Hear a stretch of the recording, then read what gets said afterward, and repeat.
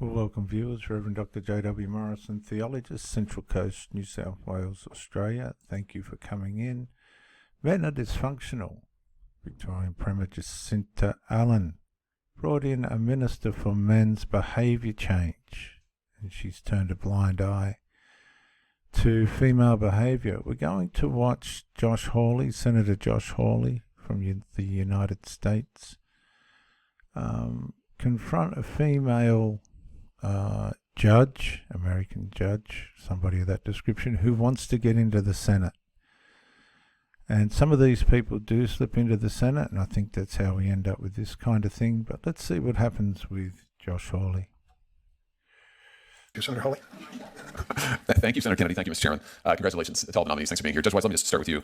So, as I understand it, you don't think that there really is any clear-cut distinction between male and female as biological categories. Is that correct?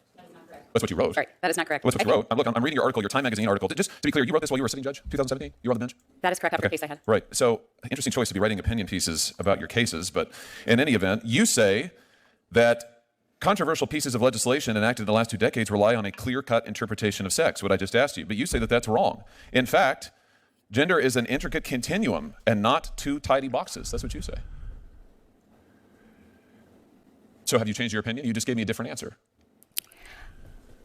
I believe that generally speaking, there are two sexes, male and female, that are designated by a doctor at birth, and that applies to the vast majority of people. But that laws that are based on that distinction are impermissible. That's what you say in this article. Is that correct? That's still your view? That is not what I say. Really? You say that if there is, for instance, a law that requires a distinction between male and female in bathrooms, that the judges cannot apply that law with any consistency, can't apply it consistent with equal protection. There are no, what is it? It's virtually impossible for judges to consistently apply a law that permits or prohibits conduct based on whether someone is a man or a woman. So all bathroom laws that require biological sex, that designate bathrooms based on biological sex, are impermissible? That is not the position that I took. So what we have here again is another fanatic that's been caught in public. Look at this girl here. She can't believe what she's hearing. She's probably been in a bathroom where there's been a man disguised as a woman that believes he's a woman, violating her privacy. And this woman believes that that's okay. Now, this lady's a judge. She's trying to get into the Senate. But she'll do well to get past Judge Hawley. Took in the article. That's what it says. It's impossible for judges to consistently apply a law that permits or prohibits conduct based on whether someone is a man or a woman. And you specifically cite bathroom laws as an example of this. In fact, you criticize the then Trump administration's designation of gender-based bathrooms. Right? Sounds like you made up your mind on a lot of things, but I just want to get clear on this because this is an important issue, certainly to people in my state. It's so very you important think that you think that bathroom designation, same with locker rooms, I guess, girls' locker rooms impermissible? Biological men have to be permitted into girls' locker rooms? That is absolutely not what I said. That is absolutely the import and the takeaway of your piece. You suggest at least 3 different constitutional problems with any gender-based laws, including specifically bathroom laws. You write about it. Equal protection violation, due process, void for vagueness. I was making a list as I was reading through. You say that our biological variability means that a 2-bathroom, even 2-sex-based approach is inadequate. Do you agree with that view? Is that the privacy between male and female gender is inadequate? It's just not good enough that male and female genders should just cohabitate, strangers and all the rest of it, with all the deviance and things like this getting around? This woman does. Judges cannot apply it. So if Title IX is interpreted to protect women's sports, biological women playing sports with other biological women, it's unconstitutional?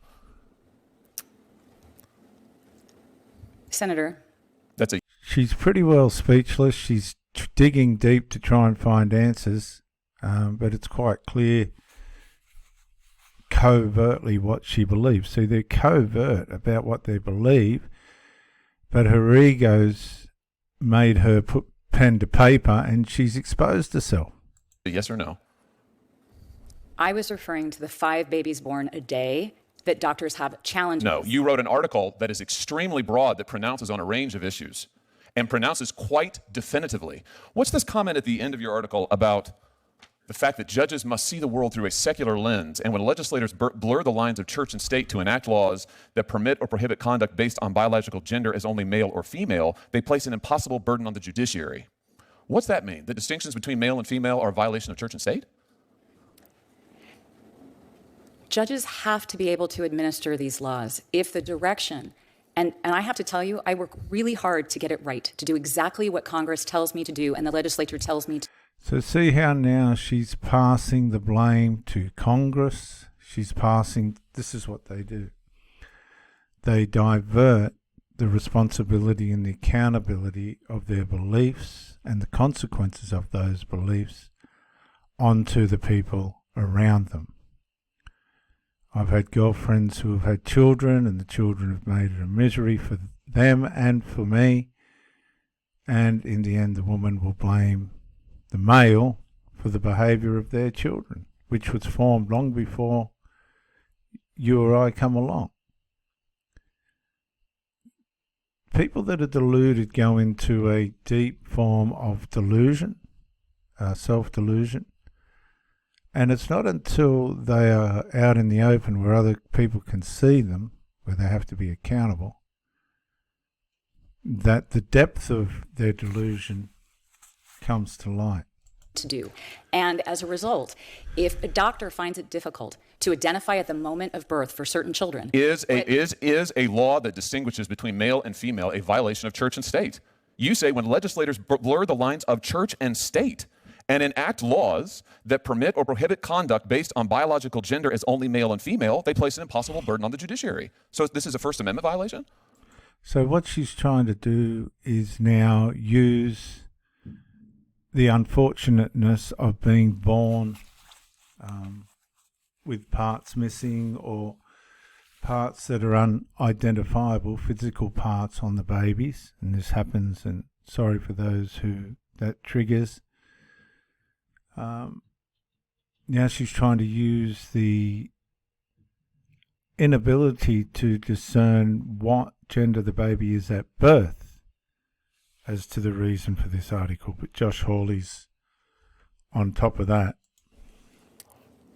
if what you are telling judges is that in order I'm not telling you anything. I'm reading you your comments, and I am asking you if you are still committed to these, and it sounds like you are. I have to tell you, I think these positions are insane. I think the idea that laws based on the distinction between male and female are a violation of church and state is insane. Totally insane. I think the idea that laws that would say women's locker rooms are protected from biological men, that those are impermissible, that's insane. But that's what you say in this article.